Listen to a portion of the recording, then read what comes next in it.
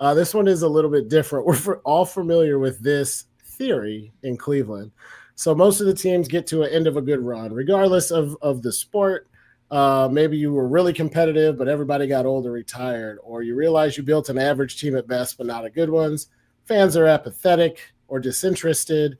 Veterans are set to make trillions of dollars and have fat contracts. Mediocrity is set in, and it's time to blow it up.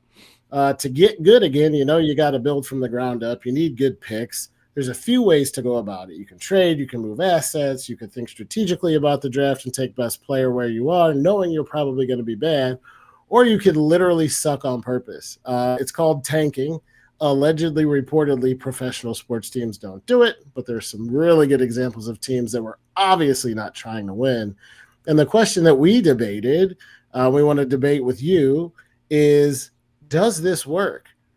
Is tanking a viable option? Does tanking actually work? Is it a franchise best interest to try to deploy that as a strategy? I don't know who the hell started last time, but I like Erik's hockey jersey, so I'm going to let him kick this one off. Do you think tanking works? Uh, Short answer, yes. Long answer, it's complicated. The only way that we can really answer a question like this is to look at history and facts. Yes, I'm pointing out facts for Noah. I have facts too, dude, to back up what I'm saying, but go ahead. The fact is, it has worked. We've seen it work with the Astros, who were awful and went on to win championships. We've seen it work with the Cubs, who were awful and then went on to win a championship. There's an argument that the 76ers, that's the big known tanking season, right? Sure, they tanked. Sure, trust the process didn't work out too well. But by the way, they got a guy named Joel Embiid from that process who's the only bright spot for that team in Philly that sure hasn't led them to a championship, but is the only reason they win games for the last several years. So to say that tanking doesn't work, I think is a naive take because it does work. We've seen it in recent history. The bigger question for me is tanking worth it? And I know that's a different question since I already answered the first, but my answer to that is probably not. Because unless you do get over the hump and win a championship, what it does to your culture, which it destroys, is not worth it, in my opinion. I should note, too, that one of my takes on this has to do with it being easier for certain sports. It's a lot harder to tank and win in the NFL unless somehow you hit on your quarterback in that way. But one guy making a difference is a little harder. So, Erik, it's funny to me because we're actually way more aligned on this than you think. Does tanking work? Sure, you're going to get good players if you suck, in theory, right? But to me, working is being successful and winning a championship. It is not destroying your locker room. It is not making mistakes in the draft, and you have to do it perfectly in order for it to work. The 76ers you brought up as an example, sure, they have Joel Embiid. They haven't won shit. The suck for luck Colts, they were good. Sure, don't get me wrong. They didn't win a Super Bowl.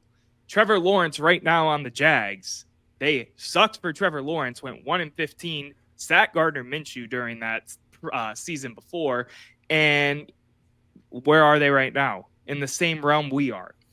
And, of course, I got to bring up the Browns 0-16 season because starting DeShone Kizer for as long as we did during that season was absolutely abysmal, and Hugh Jackson should have been fired for that alone.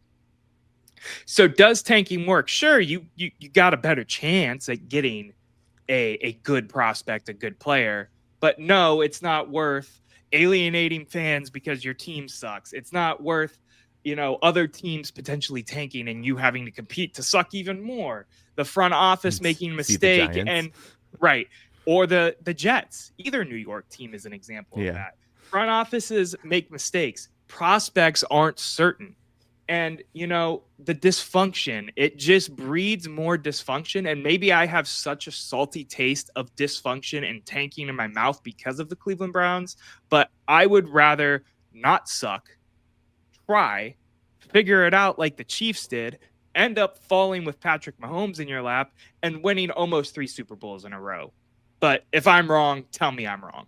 But so we agree like So there's emphatically two things together. that you said that I wanted to jump in. You're good. You go. John, you're good.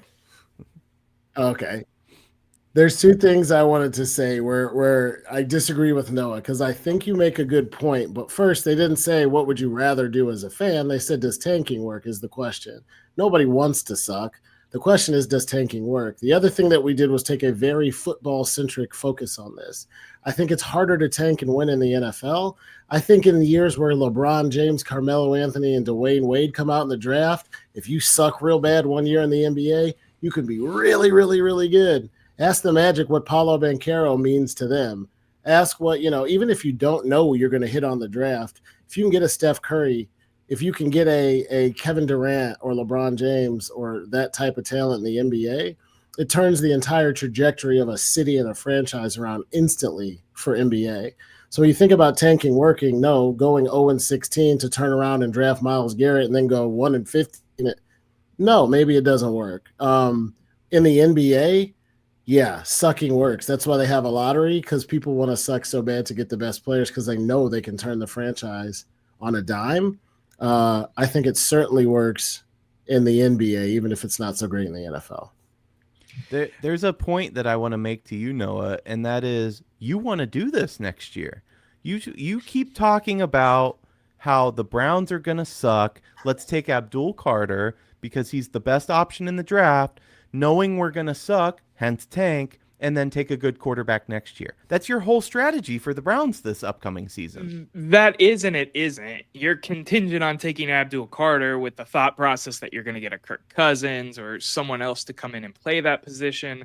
I get what you're saying. Yes, I said the Browns are going to suck that next year because the odds are the Browns are going to suck next year. So and you said we should take a quarterback in a better class next year. To get that quarterback, you have to right, but you can trade up in a draft even if you're bad. And if it's a quarterback class with 5-6 quarterbacks, Patrick Mahomes went what overall?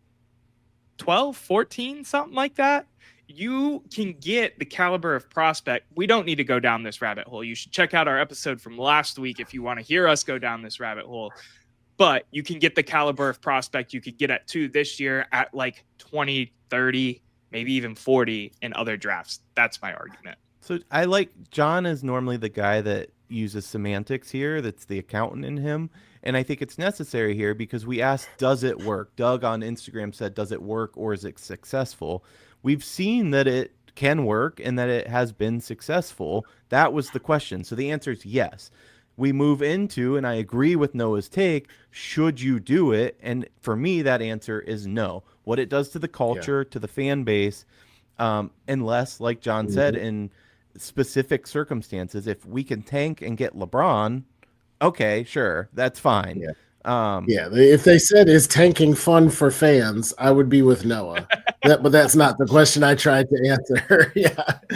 It's funny because Michael's keeping us honest because he said, in your defense, Noah, John and Eric both agreed with you last week on taking Carter and signing Cousins with Stefanski offense over taking Sanders and Ward. Michael, of course, yeah, I agree with that still, but it's contingent on getting Kirk Cousins. We don't have that playbook right now or a Matt Stafford. I'm fine with that too. We don't have that yet, and I don't trust in our front office to get it done because they've let us down to this point. Go on. Noah. Yeah, and I totally get that too.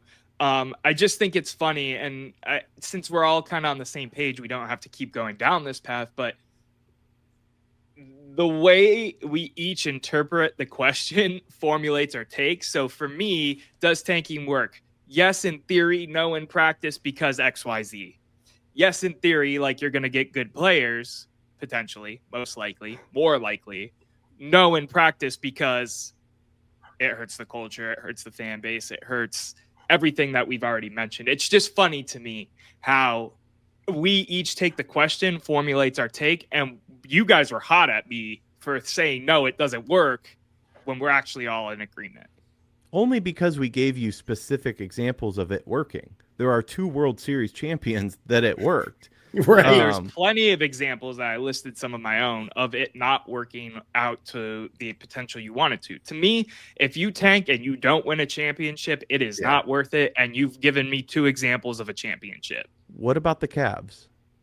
Because you could argue that all of these draft picks that we accumulated to put our current team together, minus some of the trades, was the result of tanking. But they weren't tanking. They ended It up was being Colin in Sexton and a lot of trash for a long time.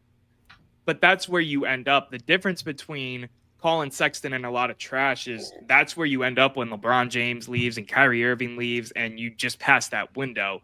Tanking to me is purposefully losing, like the 1 in 15 Jags, like the fans carrying "suck for luck" signs into the stadium. I'm just using those 2 as an example. But you choose to lose at a certain point. So for a Cavs franchise that goes, all right, we're not very good, you play the first 20 games or whatever, we have an owner that can make moves and go out there and spend a ton of money to bring guys in. If you choose actively not to do that and not to try to make your team better by the trade deadline, then that's like passive tanking. That's passive tanking, I guess. That's not what I would call it, but I get what you're saying. To me, tanking in my mind is trust the process, suck for luck, 1 in 15 for Trevor Lawrence, 0 in 16 Browns, like these tried and true cases. There is a gray area with this, and that's what makes this argument fun, I think. Go ahead, John. I think the thing that makes it fun too is the definition of tanking.